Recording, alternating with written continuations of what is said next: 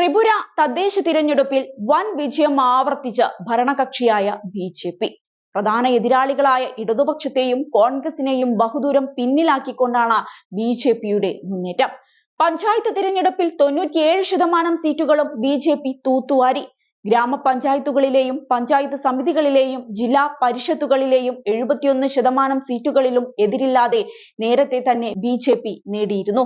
ശേഷിക്കുന്ന 29% സീറ്റുകളിലേക്കുള്ള വോട്ടെടുപ്പ് ഓഗസ്റ്റ് 8-നായിരുന്നു നടന്നത്.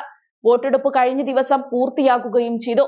606 ഗ്രാമപഞ്ചായത്തുകളിൽ 584-ഉം 35 പഞ്ചായത്ത് സമിതികളിൽ 34-ഉം 8 ജില്ലാ പരിഷത്തുകളിൽ 8-ഉം ബി.ജെ.പി. സ്വന്തമാക്കി.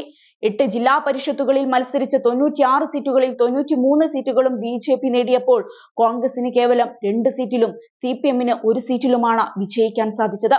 പഞ്ചായത്ത് സമിതികളുടെ കാര്യത്തിൽ വോട്ടെടുപ്പ് നടന്ന മൊത്തം 188 സീറ്റുകളിൽ 173-ലും ഭരണകക്ഷി വിജയക്കൊടി പാറിച്ചു.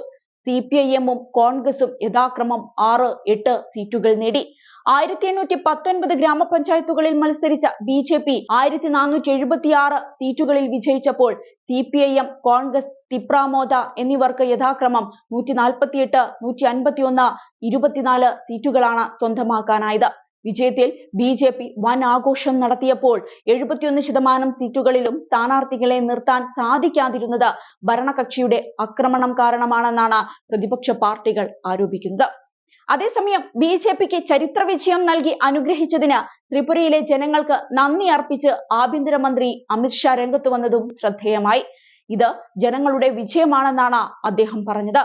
ബി.ജെ.പിയുടെ ശരാശരി വിജയ മാർജിൻ 97%ആണെന്ന് പാർട്ടി സംസ്ഥാന അധ്യക്ഷൻ രജിബ് ഭട്ടാചാര്യയും പറഞ്ഞു.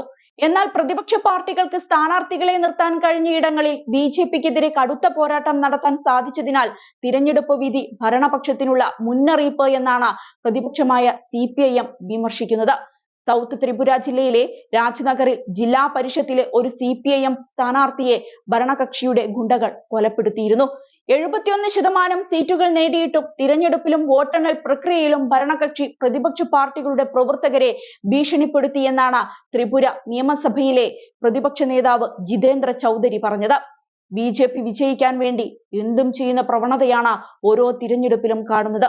ഇവിടെ സംഭവിച്ചത് അതുതന്നെയാണെന്ന് നിസ്സംശയം പറയാം.